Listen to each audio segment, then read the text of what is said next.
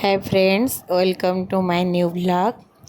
चलतु आज आम कुंदूरी आ सोयाबीन बड़ी को नहीं गोटे रेसिपी करवा। तो प्रथमे मु कुंदूरी को तेरछा भाव में काटी देइथिली। सोयाबीन बड़ी को आगुरी टिके गरम पानी रे लूण पकई ताकू चिपुड़ी की रखी देइथिली। तापरे गैस रे गोटे कढ़ाई बसई कुंदूरी को भाजी थिली।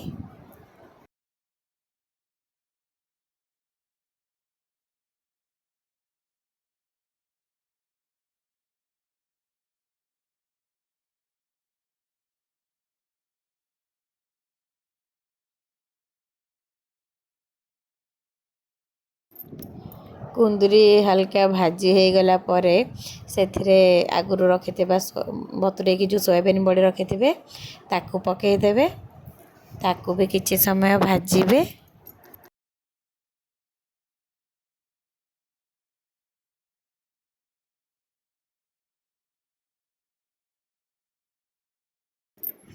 तापरे सेथिरे लूण आ हळदी पकेबे। हळदी पकई सला परे ताकू भल भाबे आ टिके भाजी नेबे।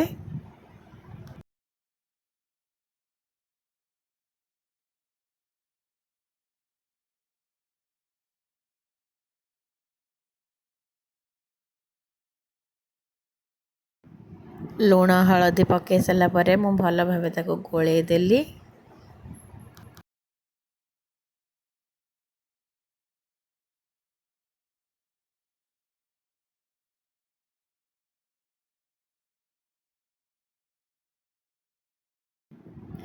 एठी हमर सोयाबीन आ कुंदूरी भल भाबे भाजी हो जाइछि।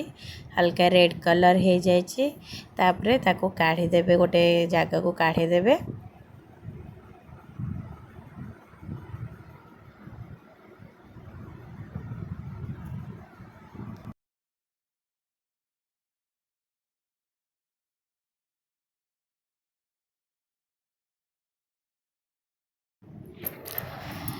तापरे आपण माने कढ़ाई रे 2 चम्मच तेल पकेबे। तेल पकई साला परे सेथिरे काटी की रखिथिबा पियाज को पकेबे।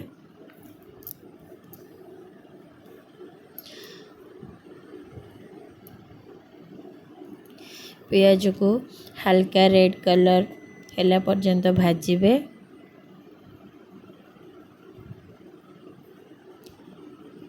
तो देखो तो पियाज हल्का रेड ब्राउन हो गला। तापरे आपण बाटी की रखिथिबा अदा रसुण रो पेस्ट को देबे। तो ताकू भल भाव में गोळेई देबे। तापरे किछि छोटो छोटो कटा हेतिबा टमाटो को ऐड करिवे।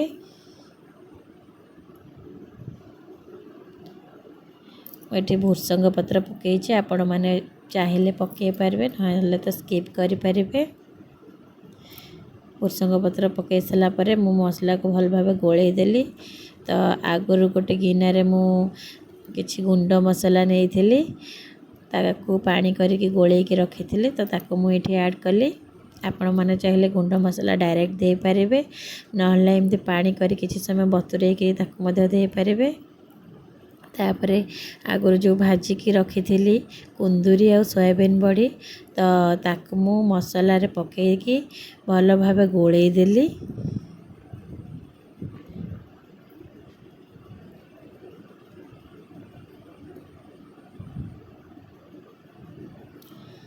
मसला रे भल भाबे गोळेई सला परे आपण पानी ऐड करिवे।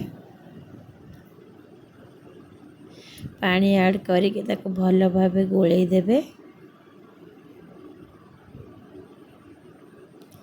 तापरे सेथिरे स्वाद अनुसार लूण पकेबे। ताकू समय घोड़ेई देबे। तो देखंतु एबे हमर रेडी हे गला सोया कुंदूरी करी। आपण माने बनांतु खांतु।